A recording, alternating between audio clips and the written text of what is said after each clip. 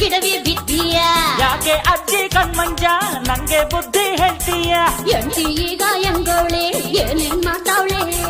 ನಂದೇ ದಾರಿ ಕಾಯ್ತಾವಳೆ ಹಬ್ಬದ ಅಡ್ಗೆ ಮಾಡ್ತಾವಳೆ